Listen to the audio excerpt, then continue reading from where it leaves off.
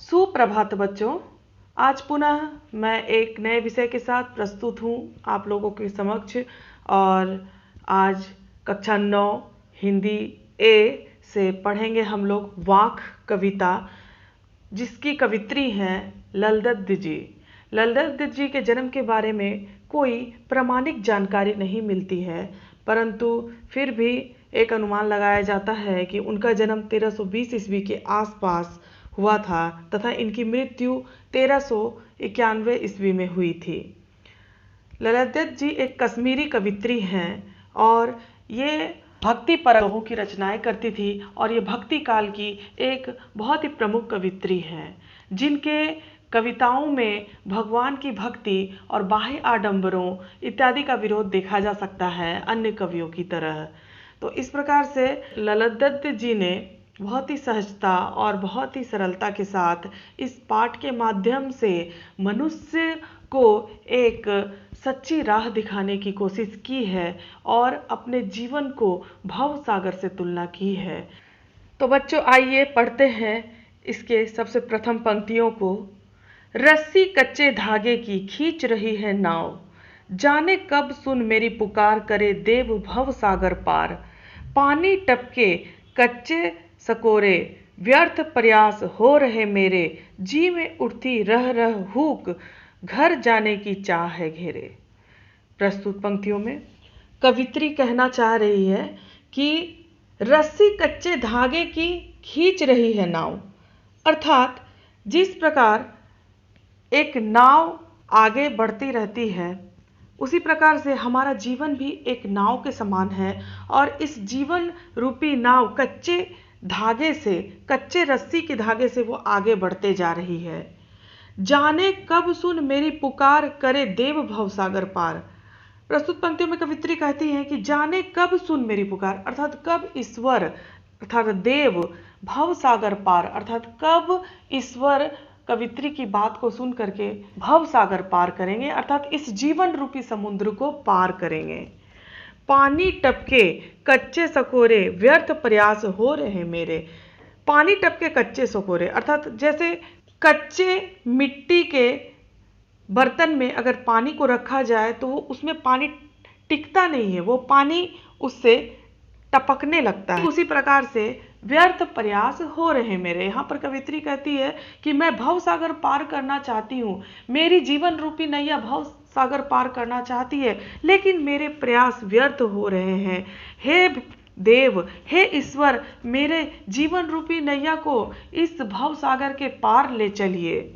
जी में उठती रह रह हुक, घर जाने की चाह है घेरे। हुक अर्थात वेदना, दर्द मेरे मन में, मेरे जी अर्थात मन में, मेरे मन में बार बार घर जाने की अर्थात भव सागर को पार करने की, अपने जीवन रूपी भव सागर को पार करने की चाह है और घर जाने की चाह है घेरे, अर्थात मैं कब अपने जीवन रूपी भव सागर को पार करूंगी, ये मेरी चाह है, परंतु मैं सफल नहीं हो पा रही हूँ। हे ईश्वर, मेरे इस प्रयास को सफल कर दीजिए और मेरे जीवन रूपी नैया को उस भव सागर में पार लगा दीजिए। तो प्रस्तुत पंक्तियों में कवित्री ने अपनी भक्ति भावना का वर्णन किया है और वो प्रभु से प्रार्थना करती हैं कि उसकी जीवन रूपी नैया भी भव सागर के पार हो जाए और उनके जीवन को एक लक्ष्य प्राप्त हो जाए, वो अपने जीवन के अंतिम मंजिल तक पहुंच जाए। बच्चों आइए अब इसके द्वितीय पंक्तियों को पढ़ते हैं। खा खा कर कुछ पाएगा नहीं, ना खाकर बनेगा अहंकारी, सम खा तभी होगा संभावी, खुलेगी सकल बंद द्वार की। प्रस्तुत पंक्तियों में कवित्री कहना चाहती है कि खा खा कर कुछ पाएगा नहीं, अर्थात मनुष्य को अपने जीवन में एक समान रूप से आचरण करना चाहिए, अर्थात अपने जीवन में सुख सुविधाओं, भोग विलास का उपयोग करना चाहिए। खा खा कर कुछ पाएगा नहीं, अर्थात सिर्फ अपने जीवन में सिर्फ सुख सुविधा, भोग विलास करके इंसान कुछ भी प्राप्त नहीं कर सकता है। ना खाकर बनेगा अहंकारी, अगर मनुष्य अपने जीवन में बिल्कुल भी सुख सुविधाओं का उपयोग नहीं करता है, भोग नहीं करता है, तो वो अहंकारी बन जाएगा। सम खा तभी होगा संभावी। प्रस्तुत पंक्तियों में कवित्री कहती है कि हमें अपने जीवन में समखा मतलब समान रूप से भोग को अपनाने की आवश्यकता है, सुविधाओं को अपनाने की आवश्यकता है। तभी हमारे जीवन के सभी बंद दरवाजे खुल जाएंगे।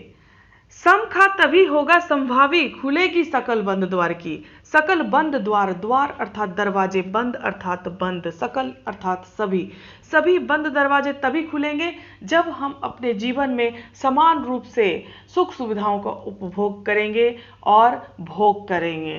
तो आज के सांसारिक युग में सभी मनुष्य सिर्फ अपने जीवन में उपभोग, भोग के पीछे और सुविधाओं के पीछे भागते हैं, दौड़ते हैं।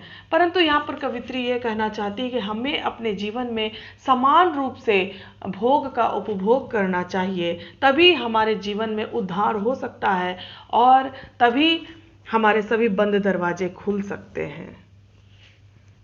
आशा है बच्चों आप लोग प्रस्तुत पंक्तियों को समझे होंगे और इस पाठ को सबसे पहले आप 4 से 5 बार इसे पढ़ेंगे, इसकी व्याख्याओं को समझेंगे, इस पाठ की कवित्री का नाम, इनका जन्म, इनकी भाषा शैली इत्यादि के बारे में गहनतापूर्वक अध्ययन करेंगे और जो भी यहाँ पर व्याख्या बताई गई है उसे आप अभ्यास करेंगे, बिना देखे हुए लिखने का प्रयास करेंगे।